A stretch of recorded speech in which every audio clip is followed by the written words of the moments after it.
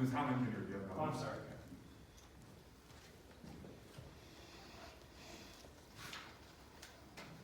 There we go. Thank you.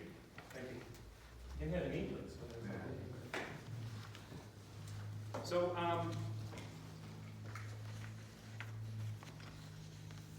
just wanted to know, like, everybody wants solar, but nobody wants it in their backyard. That's a difficult deal, right?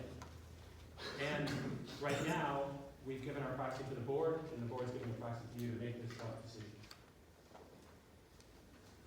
I wanted to set aside, I think about you, and I think about the tough job you're doing at night while I'm sitting home watching television, and the civic duty that you feel.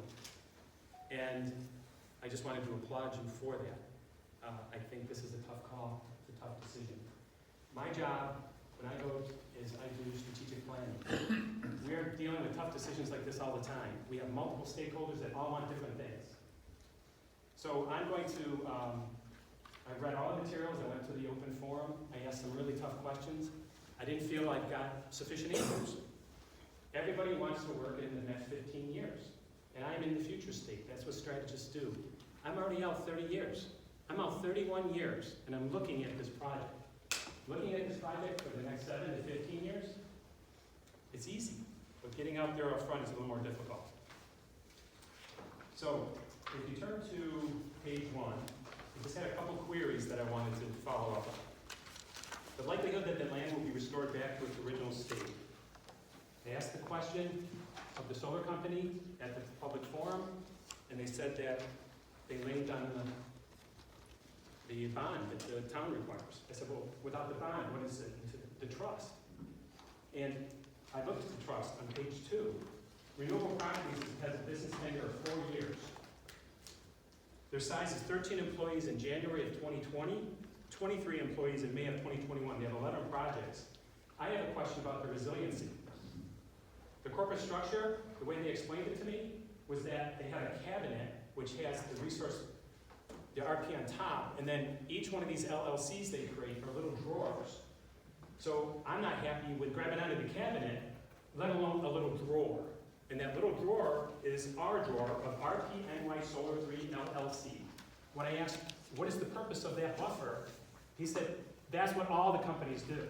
I'm not getting good answers. I think potentially the possibility is that they can manage all of these LLCs and these drawers across the country, and then if there's an event in New York State, or New York State suddenly decides the environmental issues are a little bit too aggressive, they can just take that drawer and they can BK it.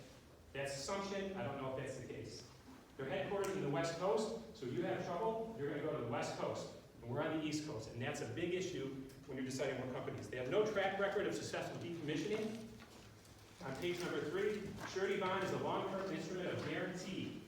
That's what everybody's leaning on, and the town actually talked to it and said, well, we made them do that.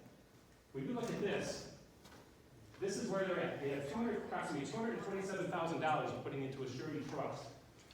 That surety trust in 30 years, they're saying is going to be worth $404,000. Give or take 10,000. They had a couple reports out, but it's very close. They are assuming a 2% sense of inflation. Last year, the inflation is going to be 4%. A 3.5% construction index increase, 3.5 construction inflation index, which is more appropriate, and a vocational poll where people don't have vocational skills and their rates keep rising is more appropriate. A 2% is an assumption. If it's 3.5% in 30 years, it's $649,000 that's needed in order to replace the same amount.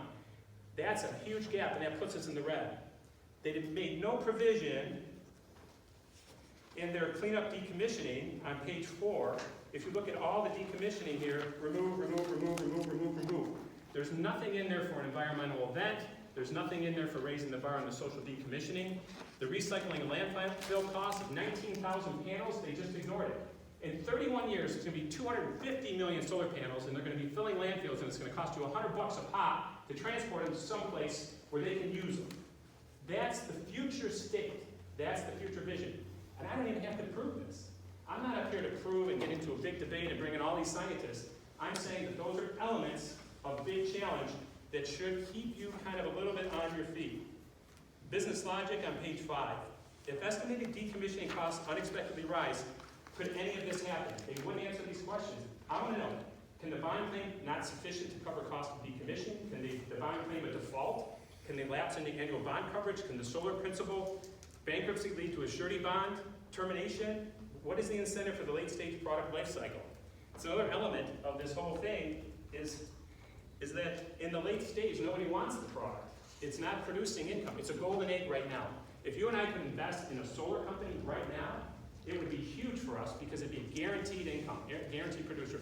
Not so much in 30 years because according to the product life cycle page that I've introduced here on page 6, the next generation of solar energy and alternative energy, this will eventually go into decline. And that'll raise the limit of the bond, and the surety bond will be in the late stage. And they'll go with potentially a bond company that doesn't have the rating. There's a real risk here, and I don't know is the fact. I'm not an attorney. I don't have the right of discovery of this contract. I'm just asking the question. And for the board, I'm placing this under a little bit of light. Is there an annual annuity contribution? And this kind of, I think it talks to the genuine, just trying to, like here, it says, in the letter to the landowners, this money is in the town's hands before a shovel hits the dirt. Thank you, Jim. Somebody else will wait till they yield their time. I'll yield my time. Thank you. Thank you. They say, this money is in the town's hands. It's not. It's a bond. It's just like bonding somebody out of prison. There's no money in your hand unless there's an annuity that they have on their side. If there's an annual annuity contribution to the lender side of the town or the landowner over the next 30 years that contractually builds to this decommissioning, that's money in hand. They're making it sound, I just came in looking at this, they're making it sound like it's a done deal. Or is this decommissioning model entirely backstopped by the surety bond and good faith trust in the solar company for them? So the answer to the query, the town should plan for the possibility, I don't have to prove it, the possibility of the land not returning to its original state. There's a possibility of that. And that sets up my next query too, which I'm not going to get into. The likelihood of the visual screen could fail. Anybody that's tried to put up a line of trees in the town of Lockport, you can't get the consistency. It just doesn't work. There's always a section that's dead. And then it starts the cycle all over, so I think we have to conclude on page 11, the town should plan for the line of sight visibility for some portions of the industrial power. So we've got a plan as we move forward. So on page 12 is kind of the recommendation. In 2016, the town of Lockport adopted a solar ordinance allowing for solar projects in the agricultural district. As you plan to introduce solar power projects to our community, please consider the following solar development assessment tool to support phased introductions of the solar development.